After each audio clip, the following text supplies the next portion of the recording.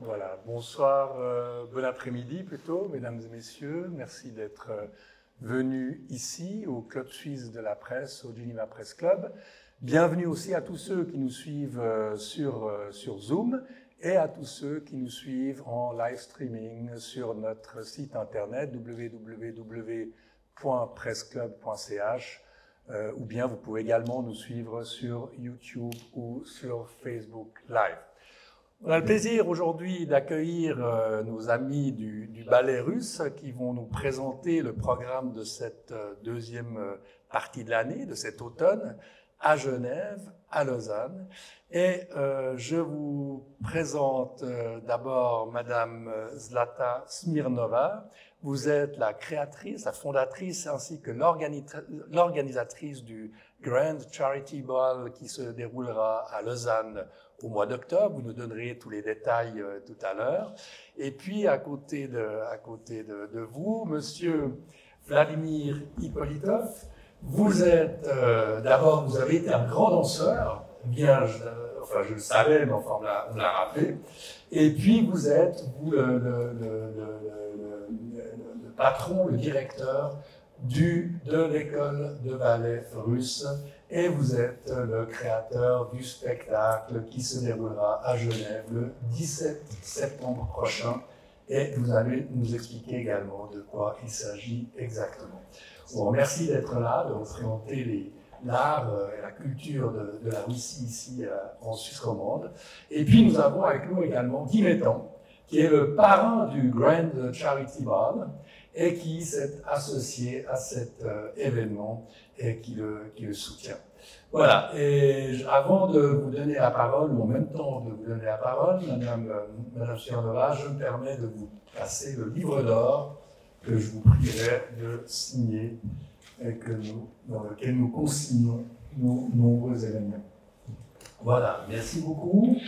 Et Madame Smirnova, je vous passe la parole et merci d'être là. Merci beaucoup, monsieur. Merci beaucoup. Tout d'abord, j'aimerais commencer par un petit prologue. Pourquoi les cultures russes en Suisse? Il s'agit de siècles et de siècles quand les Russes, on ne va pas rentrer dans les détails d'histoire, mais quand les Russes émigrent, ils amènent leur culture avec. Et là où ils s'installent, au bout de quelques temps, on sent tous que nous sommes tous étouffés sans voir les oasis de culture russe autour de nous.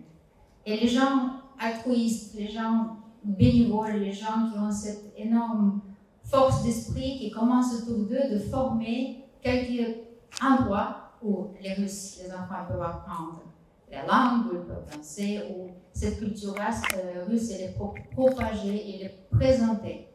Nous n'imposons rien du tout.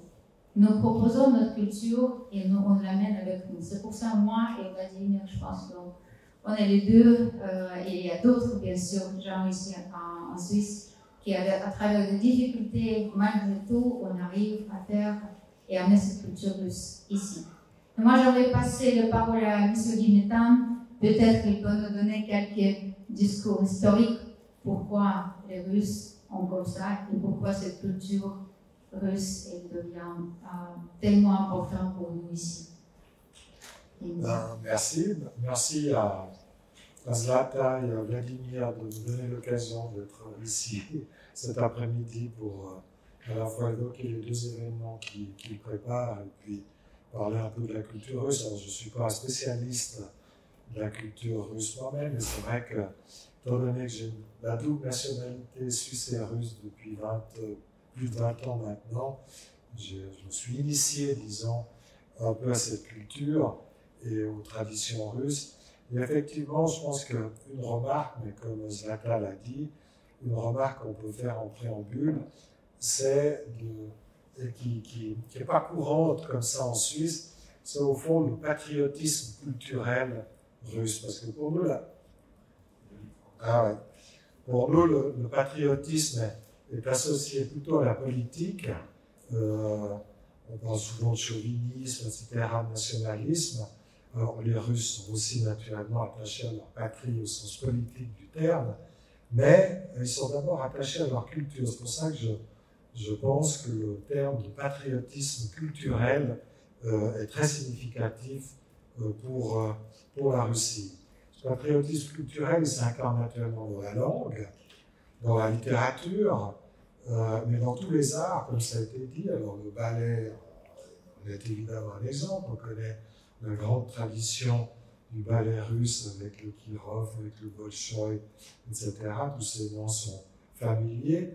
La littérature, naturellement, avec les grands écrivains qui ont franchi la barrière de la langue, puisqu'ils se sont imposés dans le monde entier, hein, de Pouchkine à Tolstoï, en passant par Bulgakov, enfin tous ceux qu'on connaît, Gorky, Dostoïevski, etc., mais qui sont des figures qui sont devenues mondiales. La peinture aussi, il y a une tradition de la peinture, notamment de la peinture de paysage, qui est restée extrêmement vivante, qu'on retrouve à la galerie Tretiakov, qui est restée extrêmement vivante et toujours créative jusqu'à nos jours, alors qu'ici, cette tradition s'est un peu effacée au profit de l'abstraction et de toutes les autres écoles de peinture qui ont un peu oublié ce rapport charnel à la nature, ce rapport charnel au paysage que les Russes ont su conserver, très vivant, jusqu'à nos jours. Bon, je ne vais pas refaire tout l'historique des relations entre la Suisse et la Russie, mais quand même rappeler, j'ai déjà eu l'occasion de le faire, mais ce n'est pas inutile peut-être de le rementionner, que ces relations ont un ancrage historique très ancien. Pour Genève, ça remonte à la fin du XVIIe siècle, avec le fameux François Lefort, qui a enfin son buste en face de l'église russe, au palais de l'Athénée. Il a fallu près de 10 ans, 12 ans pour qu'on puisse réinstaller ce buste de François Lefort à l'endroit qui convenait. Pour ceux qui étaient là en 2006, on avait organisé une grande semaine économique et culturelle genevoise à Moscou, à l'invitation de la mairie de Moscou, qui nous avait offert à cette occasion ce fameux buste qui avait été mis dans un coin pendant une douzaine d'années et qui a enfin trouvé sa vraie place. Donc je prends l'histoire de ce buste parce qu'elle me paraît à la fois anecdotique mais significative du rapport qu'on a à la Russie, qui est un grand pays, comme je viens de l'évoquer, sur le plan culturel et sur le reste aussi, mais qui, dans notre façon de voir, on pourrait dire notre imaginaire occidental, est toujours repoussé un peu dans les lointains septentrionaux, un peu à l'écart, au nord, etc. Et l'histoire de ce bus s'incarne au fond de cette idée. On reçoit un cadeau, on le met de côté, et il faut au fond du temps pour qu'on lui retrouve la place qu'il mérite. En tout cas, Genève l'a fait, donc on peut s'en féliciter. Rappelez que François Lefort était un soldat qui avait été recruté, qui était devenu ami du tsar Pierre le Grand, et qui a refondé l'armée russe et qui a créé la flotte russe. C'était le premier amiral de la flotte russe, paradoxal pour un Genevois qui vient d'un canton sans mer, enfin voilà, qui a permis à la Russie de s'affirmer sur la scène internationale, parce qu'à la suite de ces réformes, à la bataille de Poltava, les Russes, en 1712, donc une douzaine d'années après la mort de Lefort, ont réussi à se débarrasser d'une grande puissance voisine, amie, un petit peu invasive, qui était les Suédois à l'époque. Donc ce personnage a joué un rôle important aussi sur le plan local, puisque son frère était à l'époque syndic de Genève, et Genève ayant connu une grande famine en 1693, c'est le tsar avec justement François Lefort qui a envoyé un bateau de grains pour venir nourrir les Genevois. Juste un petit rappel, une petite piqûre de rappel. Lausanne aussi, le gala a lieu à Lausanne. Lausanne aussi a une grande tradition avec l'échange avec la Russie sur le plan culturel. Quand on offre la cathédrale de Lausanne, pour citer que lui, le palais Rumine, qui est un des grands palais de Genève, l'institution russe qui en est à l'origine, enfin bref. Donc on voit qu'on a une grande tradition d'échange, surtout d'ailleurs sur le plan culturel, le plan scolaire aussi. L'art était l'enseignant, le formateur des enfants du tsar, enfin, etc. Donc voilà. Encore un petit mot sur les échanges économiques qui ont été passablement perturbés par la crise de 2008, après par la crise de 2014. Là, je parle en tant que président de la Chambre de commerce Suisse-Russie, pour dire que ces échanges ne sont pas tout à fait à la hauteur des espérances qu'on pourrait avoir. Donc ils sont présents, ils existent, mais ils restent toujours un tout petit peu en dessous des attentes, notamment à cause des sanctions économiques imposées à la Russie et qui freinent le développement des investissements. Mais des initiatives comme celles qui nous sont proposées aujourd'hui permettent aussi de surmonter ces difficultés et je l'espère justement d'activer aussi les échanges entre les deux pays sur le plan économique et non seulement culturel.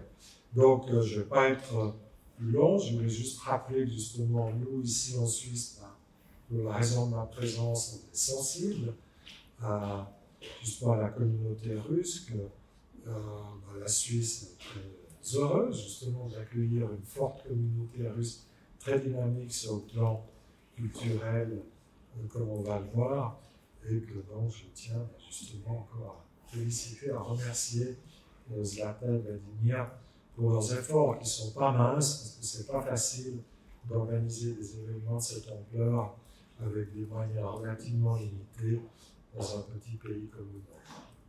Merci. Cher Guy, merci beaucoup. Je pense, Vladimir, qu'on a encore avec toi, après ce discours, encore plus de responsabilités. Merci beaucoup. Alors, moi, j'aimerais passer la parole à mon ami, premièrement Vladimir, qui est devenu mon ami, des personnes que je respecte énormément, des personnes d'une grande beauté de l'esprit. Premier Mariinsky, Vladimir Ippolitov. Прошу любить и жаловать. Merci, Valérie. Merci beaucoup, Valérie. Bonjour, mesdames, messieurs. Bonjour, cher président. Je voulais vous tous remercier d'abord d'être là cet après-midi. Merci beaucoup de me donner cette opportunité de présenter mon projet qui me tient beaucoup au cœur. C'est un projet qui s'appelle Russian Ballet Jewels. Et le nom de soirée, c'est 21st Century Ballet Stars qui aura lieu le 17 septembre au Théâtre du Liman. Ce projet que j'ai commencé à organiser déjà à partir de 2017, mais là c'était un peu le nom différent. Donc on cherchait un petit peu le concept, mais c'est toujours le gala des étoiles du ballet mondial. Donc l'idée c'est qu'on propose en fait, de profiter de ce programme exceptionnel de ces danseurs qui viennent des meilleures compagnies, meilleurs théâtres du monde. En fait, c'est des danseurs des étoiles du ballet de Bolshoi, de l'Opéra de Paris, de Royal Opera House, de Covent Garden, de Monte Carlo Ballet, de Hamburg Ballet, de John Neumeier. En fait, chaque année, on présente un nouvel programme avec des danseurs aussi différents. Et puis le but, c'est pas que offrir au public une soirée inoubliable ou soirée avec un bel programme, mais c'est aussi offrir cette opportunité d'admirer ces danseurs exceptionnels réunis sur une scène en même temps. Et ça, c'est unique en Suisse et c'est assez connu en Russie. On fait beaucoup de projets comme ça, mais en Suisse, malheureusement, ça n'existe pas et c'est une des raisons pour laquelle je voudrais faire ça ici à Genève. Aussi une des raisons parce que je viens de l'école russe de ballet classique et puis je voudrais partager mon expérience, mon passion un petit peu avec le grand public et puis ça me manque un petit peu ici à Genève parce qu'il n'y a pas de compagnie ou pas d'école vraiment de ballet classique, mais il y a beaucoup d'écoles. Il y a un conservatoire de danse ici, il y a des dizaines d'écoles de danse, et puis je voudrais aussi offrir aux élèves, aux gens publics, d'admirer des vrais danseurs étoiles des meilleures compagnies du monde, de voir ça à Genève. Donc, peut-être pas tout le monde a cette occasion d'aller au Bolshoi ou Mariinsky. Donc, on a pris la décision de faire ça ici à Genève. Donc, ça, c'est une de nos buts. Et puis, voilà, c'est aussi de promouvoir la culture de danse classique et danse contemporaine en Genève et en Suisse en général. Et puis aussi soutenir des gens danseurs, des gens chorégraphes. Parce que chaque fois, on présente une nouvelle création pendant le soirée. Donc, il y a 1, 2, 3 pièces qui sont créées par des chorégraphes spécialement pour notre soirée. Donc aussi, c'est un peu comme plateforme pour donner cette opportunité à un jeune chorégraphe de présenter ses pièces. Parce qu'il y a beaucoup de chorégraphes grand talent, par exemple Sacha Riva et Simone Reppi, c'est anciens solistes du Grand Théâtre de Genève, maintenant ils sont indépendants. Et puis ils ont créé une association qui s'appelle Riva Reppi, et puis ils font des choses magnifiques. J'admire beaucoup ces artistes, et donc on a déjà travaillé pendant des années avec eux, et chaque fois ils présentent des belles pièces pendant notre soirée. Aussi, il y a un chorégraphe, un danseur, Claudio Congialosi, qui vient de ballet de Flandre, c'est le ballet de Flandre. Ça, c'est un danseur exceptionnel. Et puis, il est chorégraphe et un artiste. Il fait aussi des peintures. Donc, ça, c'est un artiste exceptionnel. Et puis, si vous voyez un petit peu le programme, donc vous pouvez voir tous ces artistes. Ils sont tous des lauréats des concours internationaux. Ils sont tous participés dans les différents concours. Ils ont eu beaucoup de prix différents, mais aussi, juste l'effet d'être danseur principal à Bolshoi, je pense qu'on n'est pas obligé d'expliquer. Voilà. C'est juste ça que je voulais dire. Ce programme qui m'a présenté le 17 septembre, en fait, le programme qu'on propose, c'est des extraits du ballet, des chefs-d'œuvre du ballet classique et contemporain. Donc, des fois, par exemple, la pièce Au bel bois dormant, on prend un extrait du 3e acte, voilà, et ça s'appelle Le pas de deux. Donc ça va être présenté par les danseurs principaux du théâtre Bolshoi, Evgenia Rostova et Vyacheslav Lopatin. Ça, c'est des danseurs vraiment exceptionnels, donc je suis ravi de vous présenter ces artistes. Et puis, en fait, tous les programmes, je ne veux pas parler beaucoup, mais voilà, c'est un peu comme exposition de tableaux comme si on voit dans le musée. Donc ça, c'est un peu le présenter des pièces différentes de ballet classique, néoclassique et contemporain. Donc c'est un peu un projet aussi éducatif en même temps, parce que je voudrais que voilà, les gens publics en général, ils voient les différences entre tous les styles, parce que c'est pas que ballet classique ou pas que ballet contemporain, mais c'est aussi grande période, grande époque de ballet néoclassique qui existe. Par exemple, les pièces de John Lemaire, ça c'est un chorégraphe non très grand dans le ballet, dans la danse en général. C'est un chorégraphe du XXe siècle. Puis on va ouvrir le soirée par L'Oiseau de Feu, Firebird, de Stravinsky. C'est créé par un chorégraphe qui s'appelle Marc Goecke. Et Marc Goecke, c'est un des grand chorégraphe du XXe siècle aussi, donc avoir sa pièce dans le programme, c'est vraiment une opportunité exceptionnelle. Donc je suis ravi de vous présenter cette pièce aussi. Donc voilà, c'est de ça, je ne vais pas parler beaucoup, je vous invite tous de découvrir ça. Peut-être on va montrer une petite vidéo pour voir juste l'idée, c'est un contraste entre les pièces, comme ça vous allez peut-être voir et comprendre plus, mais de toute façon, voilà. Je vous présente un petit extrait de 40 secondes de cet danseur que vous allez voir. Merci beaucoup.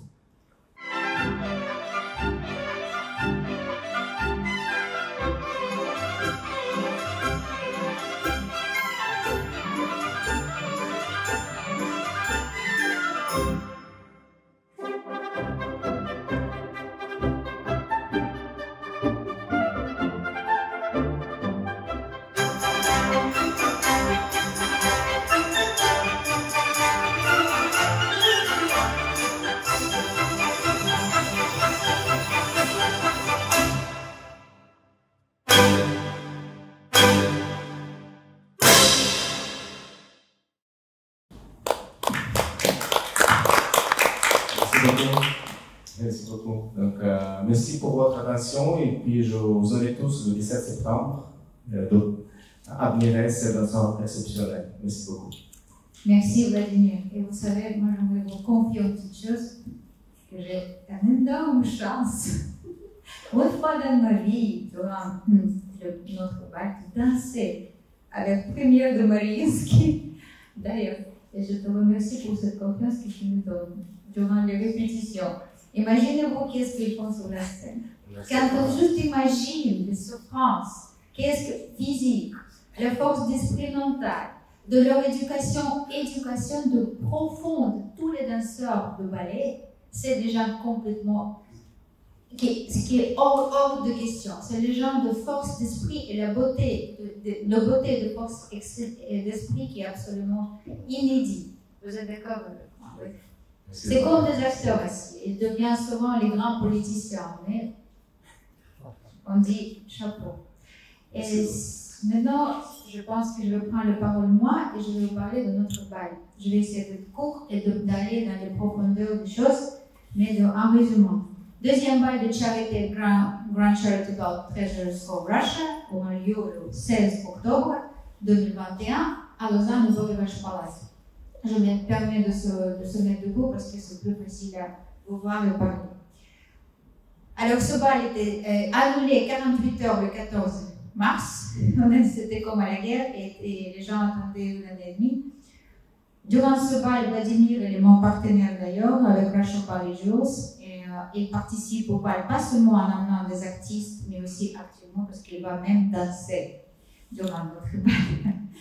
Alors ce bal-là, il vient de mon cœur, la même chose que Vladimir. C'était l'idée d'enfance de faire le bal. Et le programme de bal, c'est une sorte de quintessence, c'est un mélange de toutes les sphères de culture, musique, littérature, opéra, ballet, danse de salon, théâtre, gastronomie, histoire, je souligne histoire parce que ça fait partie du scénario aussi, et des traditions. Traditions que nous avons durant le bal, et je vais vous parler un peu plus tard. Ce bal est soutenu par l'ambassade de la Russie à Berne et par les missions russes auprès de l'ONU. C'est un cadeau pour nous, parce que vraiment, j'aimerais aussi d'avoir ce soutien officiel et c'est vraiment, je suis vraiment reconnaissante pour cette confiance qu'ils nous donnent. Les deux ambassadeurs seront présents durant le bal et je les remercie pour cette confiance. Ainsi, nous avons 40 partenaires et sponsors qui soutiennent le bal financièrement ou bien comme des partenaires contributeurs et ces 40 sociétés russes et suisses. Aujourd'hui, on a demandé 63 visas auprès de l'ambassade à Moscou pour donner juste nos participants de venir de Moscou pour ce bal-là. Il y a des artistes, il y a le personnel technique même qui amène de Moscou et les participants, et les invités et les partenaires. Les billets pour le bal, ils ne sont pas donnés, c'est assez cher. Moyen un billet coûte 500 francs par personne. Mais j'aimerais juste vous dire qu'est-ce qu'il y a inclus dans le billet. Le programme de bal, il ne s'agit pas seulement du programme de cette soirée, mais il inclut aussi les 2 semaines préparatoires pour le bal. C'est les répétitions et les cours d'étiquette. J'aimerais vous aussi faire voir le petit vidéo, si c'est possible de juste éteindre les lumières, Anton, c'est possible de juste éteindre les lumières. Et comme ça, vous pourrez voir comment ça se présente. При поддержке посольства Российской Федерации в Швейцарии и русской миссии при ООН в сотрудничестве с благотворительными фондами «Линия жизни» и «Артист».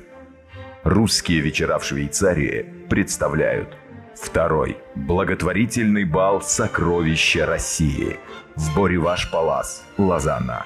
Превосходные российские исполнители: Валдис Пельш, Басиния Шульман, Александр Болдачев, Алина Яровая, Лев Сивков. Танцмейстеры бала: Екатерина Графодатская и Дмитрий Платов. 16 октября 2021 года. Второй большой благотворительный бал «Сокровища России» ждет вас. Voilà, notre petite vidéo. D'ailleurs, si vous avez vu ce magnifique saut, c'est Vladimir. C'est Vladimir qui l'a fait. Cette fois-ci, il a dit qu'il ne va plus danser, mais je pense que le troisième bal, on va lui pousser peut-être de reprendre la forme.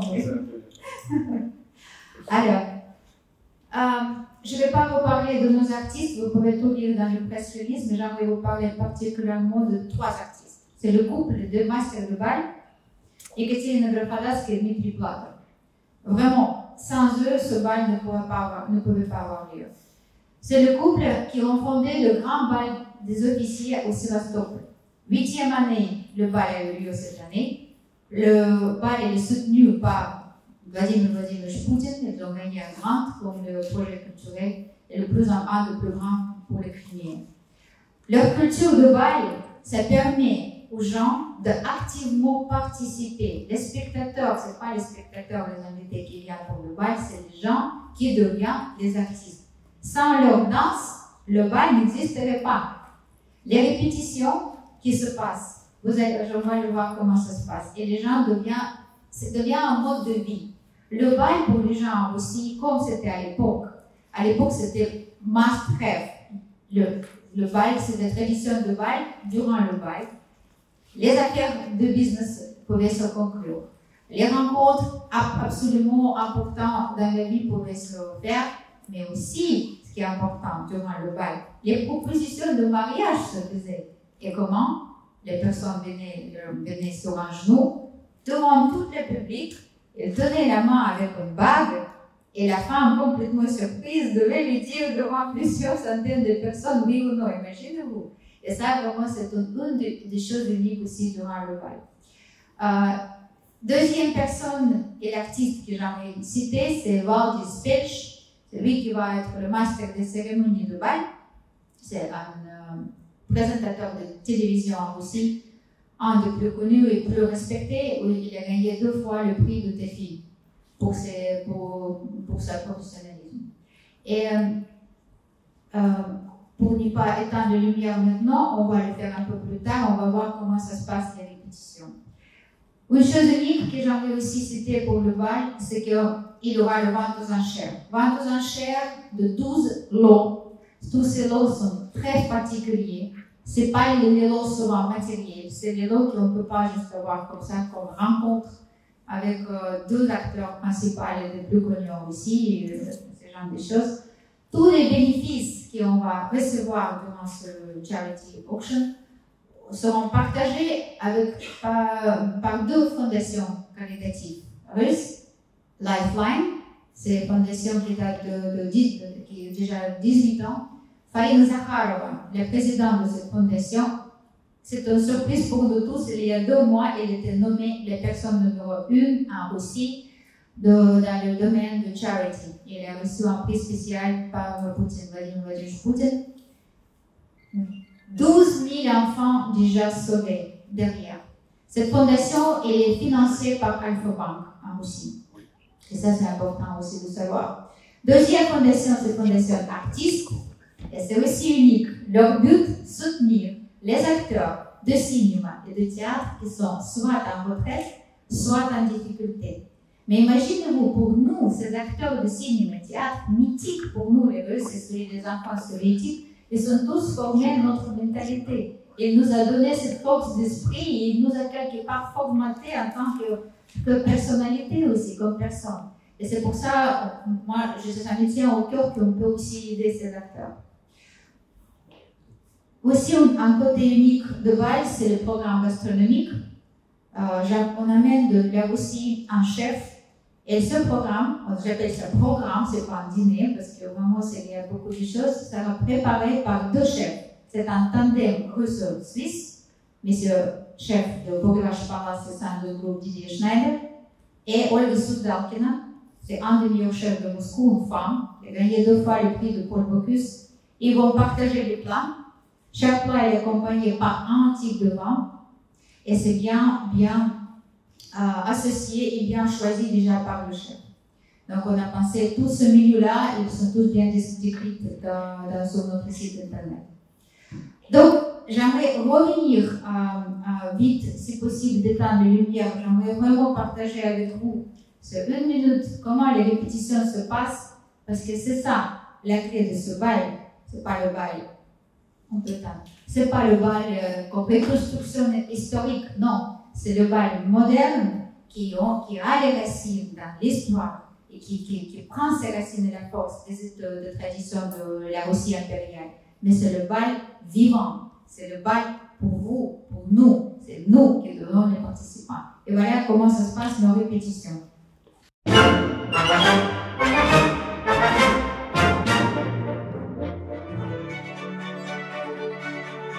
We never danced as much as for these two balls. We feel, I think, much more confident and have more joy just taking pleasure of the time. There are two characteristics that I love about that is the passion and the precision at the same time. I've been very enthusiastic to see during all my trips to Russia and the different regions how much the dance is part of your culture. And I think if you want to understand the country and the spirit, you have to understand the dances. You have the occasion to go back 100 years ago and to live something that I didn't have the occasion to live. So for me, it's fantastic, this occasion, this opportunity. I'm very happy.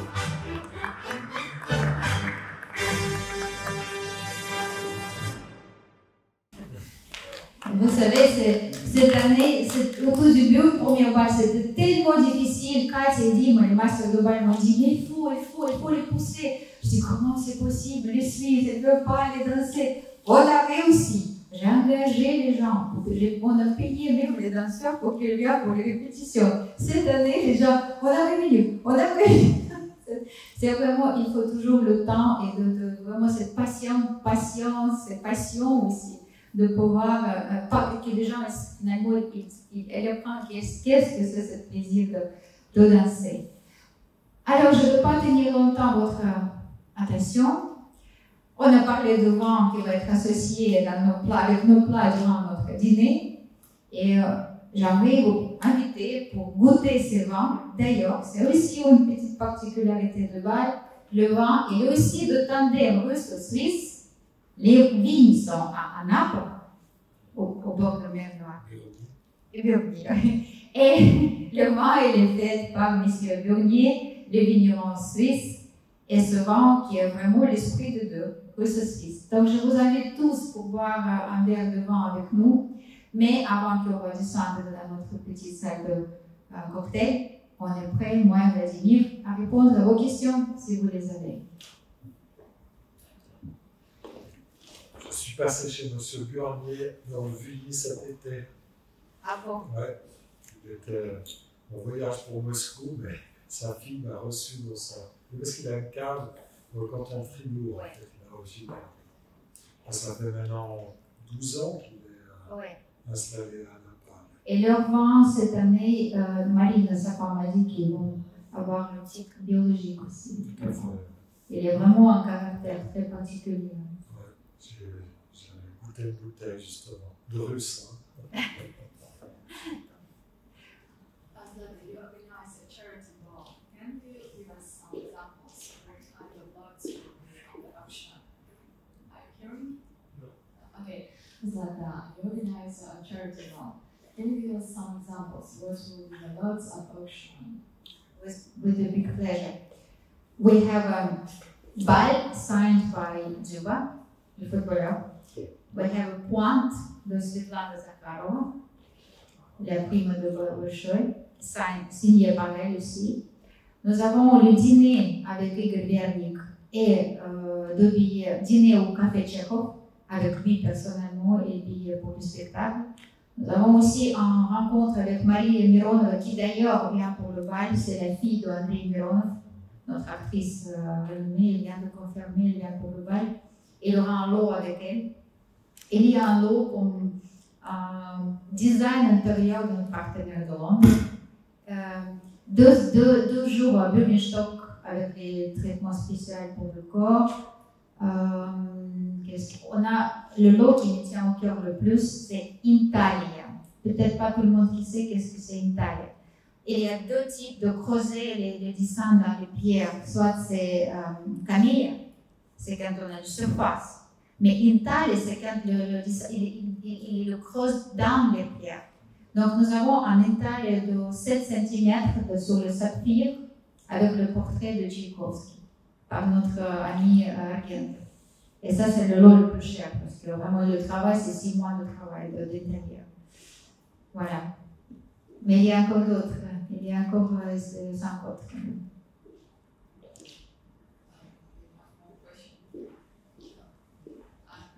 For Zlata of Vladimir, but is it possible to learn classic dance in just in 5 repetitions to be ready for this performance?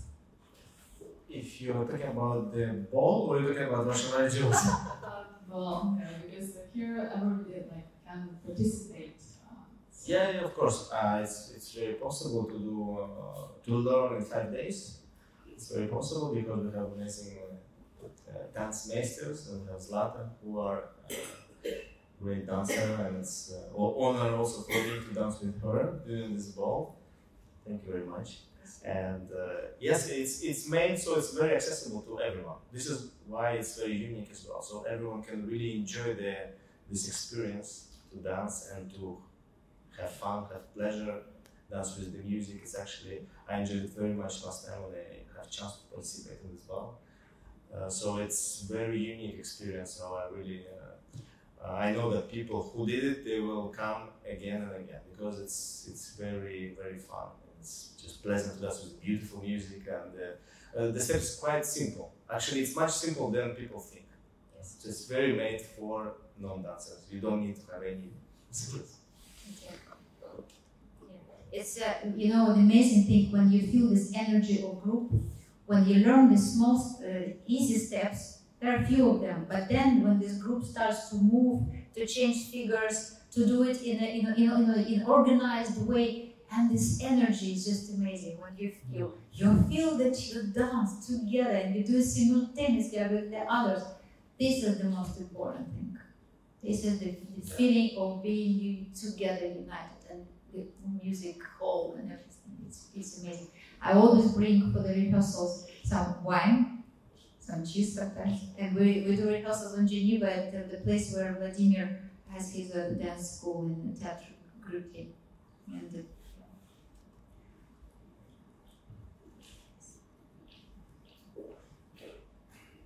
Boris Engelson, journaliste indépendant.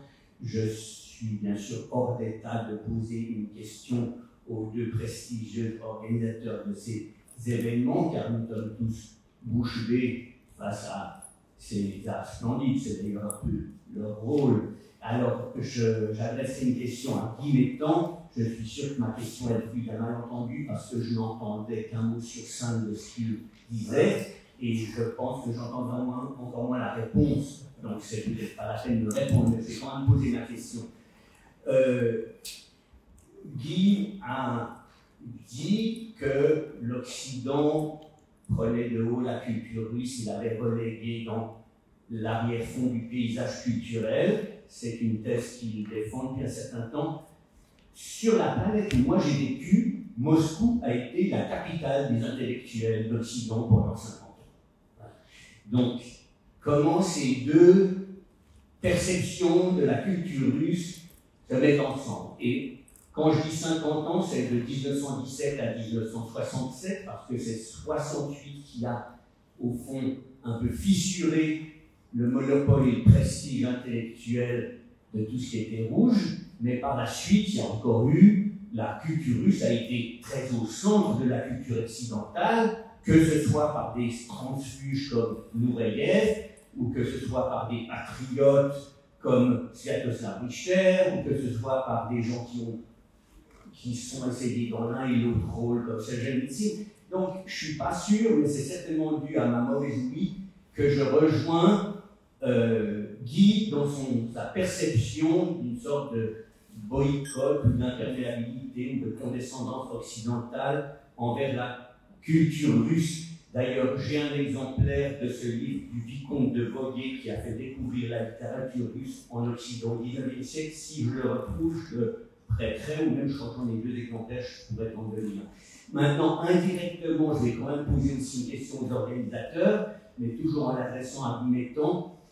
Ces arts splendides qui nous coupent le souffle, qui nous laissent bouche bée, sont aussi un héritage de l'art de cour.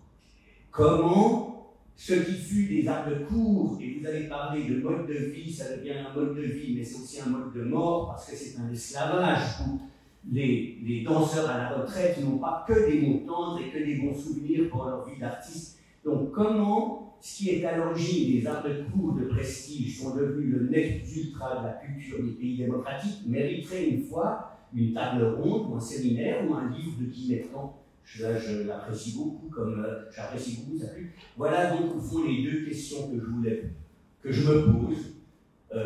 Est-ce que vraiment on a pris de haut la culture russe? Et deuxièmement, est-ce qu'il n'est pas temps de désacraliser les arts sacrés?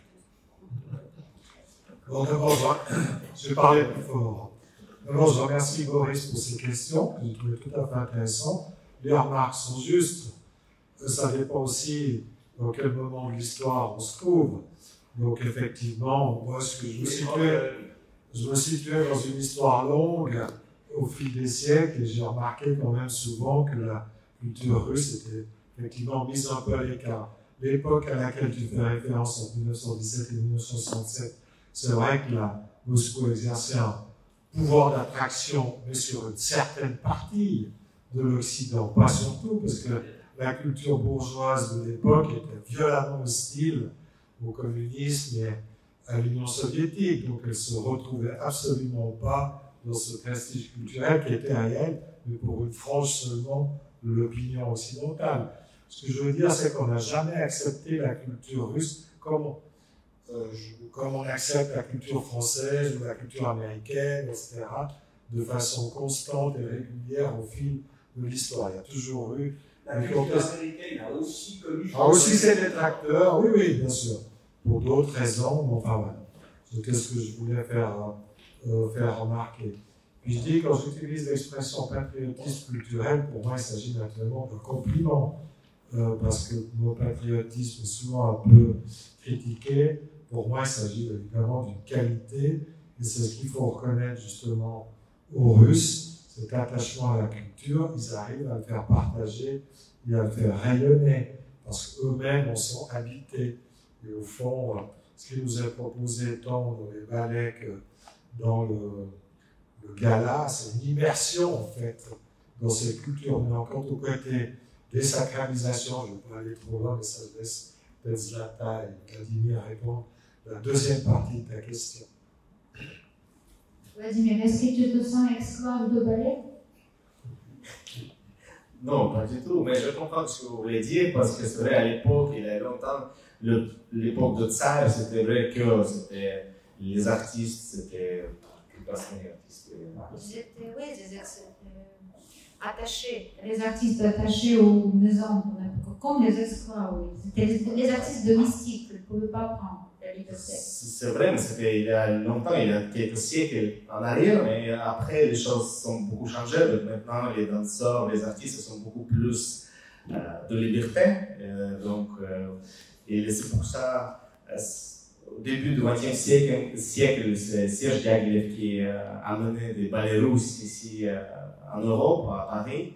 Mais c'est une de mes aussi raisons pourquoi j'ai appelé mon projet Russian Ballet Jules. C'est que vient de ballet russe, mais c'est juste pour changer un petit peu et moderniser et faire un peu international. Mais j'admire beaucoup cette personne qui était première impresario, qui vraiment réunit tous les artistes et qui osait de créer des choses magnifiques. Et puis, grâce à lui, il a donné aussi cette opportunité aux artistes de devenir des stars.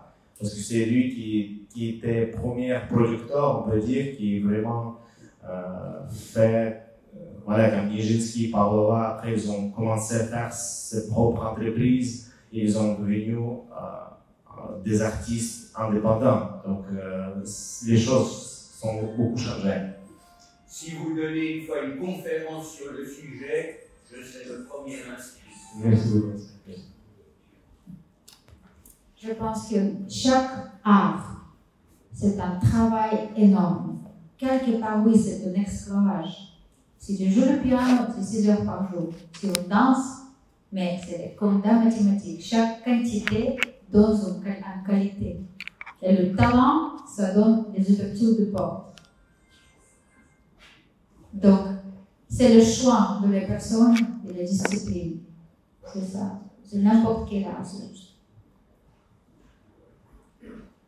Vous le dites comme ça, on vous attend. Oui. Donc, votre réponse me suggère que c'est un sujet très riche et inépuisable et qu'on pourrait faire. On pourrait vous inviter aussi pour parler aux étudiants des écoles d'art. Moi, je me suis souvent posé la question, si j'avais des enfants et que l'un voulait devenir violoniste, par exemple, j'hésiterais beaucoup à l'encourager parce que je sais que si on n'est pas un des 3 plus grands violonistes de la planète, on vit toute sa vie avec le sentiment d'avoir raté sa vie. Pour un pianiste, les possibilités sont un peu plus larges, mais comme vous le reconnaissez vous-même, c'est aussi un esclavage. Donc il y a beaucoup de choses à dire là-dessus. Et j'ai vu une fois, je m'excuse de m'enthousiasmer pour le sujet, j'ai vu une fois à la télévision un reportage sur la vie de Haydn. Et ce qui était très intéressant, c'est que c'était une époque, un tournant historique. Quand Haydn était invité à Londres, il était traité comme un roi.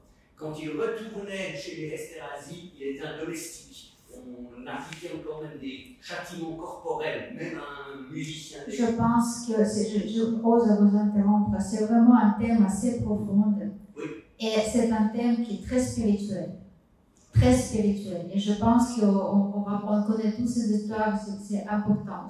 Aujourd'hui, heureusement, les artistes ils peuvent choisir. L'histoire, bien sûr, elle montre. Et bien sûr, quelqu'un qui était riche, il pouvait avoir Haydn comme Mozart, je ne sais pas, comme compositeur de mystique. Mais ce temps, il est passé, on ne vit plus là-bas, dans cette époque. Aujourd'hui, c'est le choix de chaque personne. Alors, chacun de vous va écrire un livre et je passe déjà comment. Merci beaucoup. C'est juste un petit commentaire, dire que si on parle de l'art aujourd'hui, de l'art contemporain et toutes les formes modernes qu'elle pose, j'allais dire que la Russie actuelle est très en avance sur le théâtre. Les mises en scène, les formes théâtrales très, disons, beaucoup plus élaborées qui n'ont plus rien à voir avec le théâtre classique, même qu'il y ait des thèmes classiques comme un Tchekhov sur le boulot, mais il y a des montages, des mises en scène extrêmement modernes qui utilisent le corps, des pluridisciplinaires, etc. Il y a Vassiliev, par exemple. Il y en a encore d'autres, les noms ne me reviennent pas. Mais quelle est votre question? J'ai pas de question, je voulais tout simplement dire qu'il serait très intéressant aussi de parler de l'art contemporain vivant en Russie. Voilà. Merci beaucoup. On va passer de ce thème peut-être prochainement. Mais s'il n'y a plus de questions pour l'instant, je vous invite à savourer un verre de vin. Ça va? Vous êtes d'accord? Parfait. Merci beaucoup. Merci.